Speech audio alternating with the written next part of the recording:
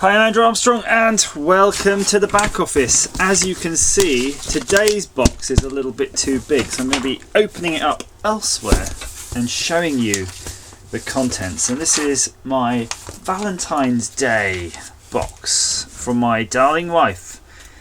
So let's see what she has got me as a Valentine's Day gift. So we'll just cut the box open. My razor sharp knife, taking care not to damage the contents, because we wouldn't want to damage all this lovely bubble wrap. A box of bubble wrap, that's just what I wanted. Yeah. And we've got some young helpers here. Here you go, take the bubble wrap, off you go. Okay, thank you. Maybe we'll pop that afterwards. You make a big pile of that for later. So we have a fragile. So we have one fragile and a whole load of fragiles. So 1, 2, 3, 4, 5 pieces there. So I think what we'll do is we'll go through these one at a time and see what they are. Should we start with let's start with the smallest. I think we'll work our way up. From the smallest to the biggest. And that is one of them here.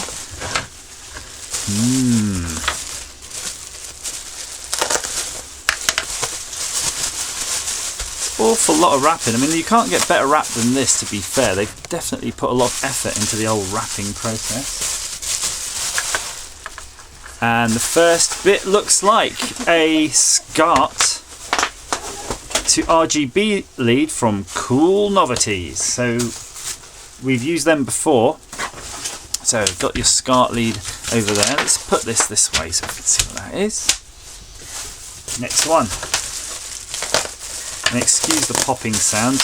We have a popping elf in the background. Ooh, that looks suspiciously.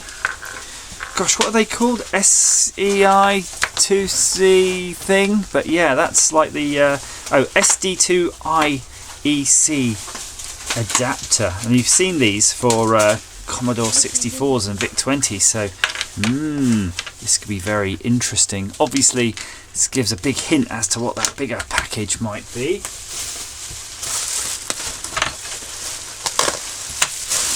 Now we have a slightly bigger one. Oh, this is a legendary joystick. And I can't remember what the heck it's called, but look, this is the Zipstick. It says Zipstick on it. And it's sort of based on, I think, the moulding of another joystick, but this is the one with the sort of clicky micro switch buttons. Fantastic. Look, there's a switch on the side there. Oh, I don't remember the joysticks feeling this good. I remember this because we had something similar which had red buttons and round red buttons, but this is awesome. I mean, that feels like it'll do the business. And we have the next box there. We're getting a lot of help from our helpers here. It's quite a heavy one. Whoa. And it feels awfully lot like a power brick. Look at that. That's some heavy duty power brick action there in that old school beige. Let's look at that. It's got a bit of yellowing on the top. That would be the original colour here. Power supply 240 volts to 5 volts 1 amp and 9 volts also 1 amp. So 5 volts 1.7. No screws on that one though. That's interesting. It must have been the sort of the cusp where you had the old school technologies where they've done away with the screws and just gone for gluing things shut. Okay, enough of that popping, because we've got the big box now to look at. And it's alarmingly light. So we know it's a Commodore. But what kind? Is it a VIC-20? Ooh, no, I think it's a Commodore 64C. Wow, look at that. And I never had my own Commodore 64. I always went to a friend's house and we played it endlessly. And that was the old Actually, it wasn't. I was going to say it was a bread bin one, but it wasn't. It was actually a Commodore 128. If you remember the one that sort of looked a bit like a PC, if I recall. It had that sort of desktop case. But this one definitely is a really nice style. This is obviously when the sort of Amiga had come out, and it sort of tried to use that sort of packaging. But look at that. That should be a lot of fun. So let's see how this thing would connect. So it looks like you would plug this into the serial port, and then you would plug a little bit, and it's just emulating a cassette. But I'm not seeing a keyway rather alarming, but it does say top on it, so that's good. Let's plug that in there. I guess that's it, and it's not quite. It's probably more of a bread bin beige, but I think that'll do the trick. Anything that saves you having to load cassettes in is good in my book. It's interesting how they put the sticker on here, whoever put the sticker, because this looks like it would want to be the top with the buttons, but they're like, nope, we're going to put them on the bottom. We want it to have a pure outside experience. Bit of the moulding though here, interesting, visible for the holes. And apparently there's some instructions that were passed to my wife here. And yeah, so it's just basically saying to run SD card reader, plug it in, then type what's in photo 2, type in load, *8, and then you run it. I mean, that's pretty much the same tactics you used to use for any Commodore 64 back in the day. So let's have a quick look. I mean, I'm not going to fire it up now because I don't have obviously a monitor here set up. I did have a composite monitor, but a recent experiment has seen it die, and I'm a bit sad about that. But I thought it would be quite nice. We've seen that the screws have been off here. There's a sort of computer tape fight. 5 Great George Street, Weymouth, Dorset, DT4 5NN. Phone Weymouth 781745. So that's probably the distributor or company that sold this. But I thought let's just open up the old screws. Hopefully it's not too molested. You never know, do you? Sometimes with these things. I was recently at a show.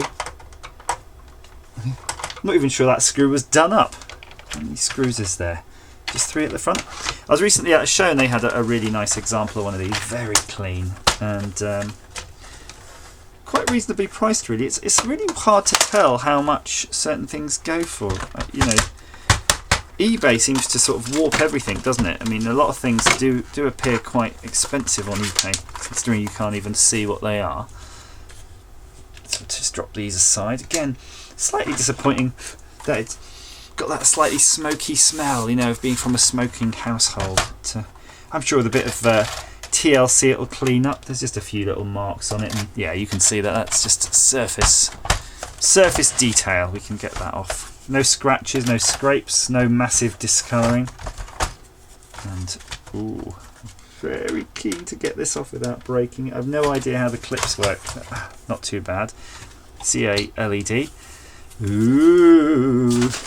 It's almost a like Teardown Lab video, isn't it? I didn't intend it to be, but it is.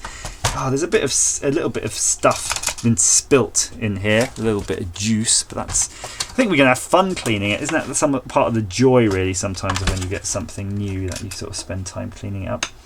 Now, as far as I can tell, I have no idea of knowing whether or not something's original or not. I mean, it was opened, we know that much. So that's a sort of slight suspicion, isn't it? When something's been opened, you're like, okay, what was wrong with it?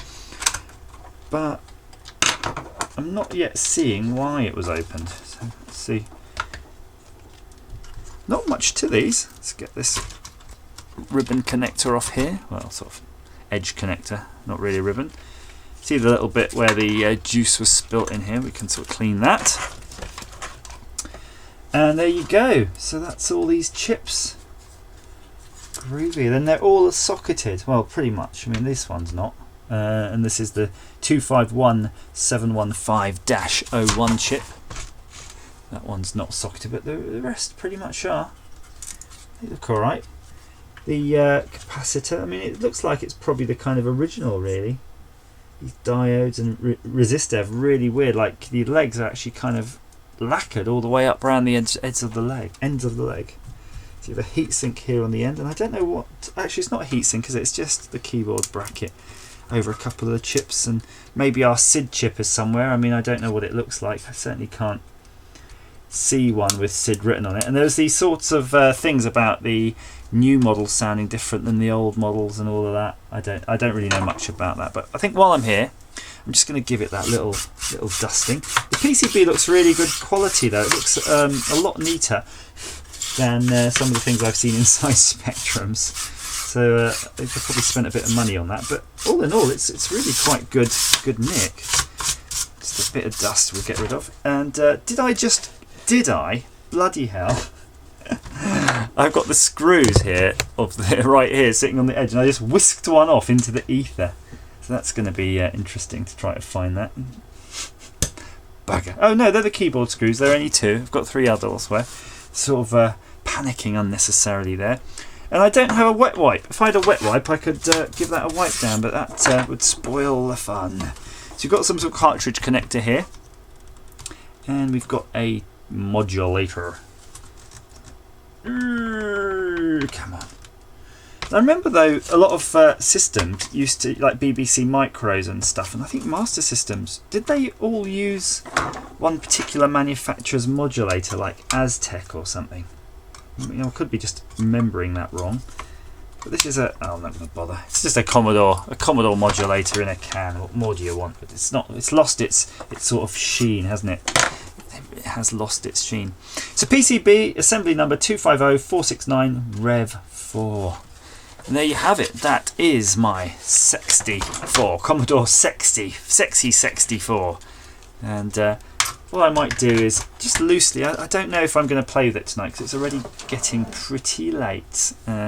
So I might just kind of loosely put it back together like that so I can perch it on the shelf of waiting fixture, waiting cleanup.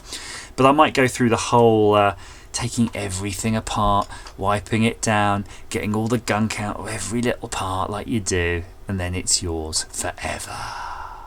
Do you have a Commodore 64? Do you love it? Do you like it? What games should I be trying first? And maybe there's some software on that card. Who knows? Comment down below, let me know. Comment, like, share, subscribe, and as ever, you lovely people, thank you for watching.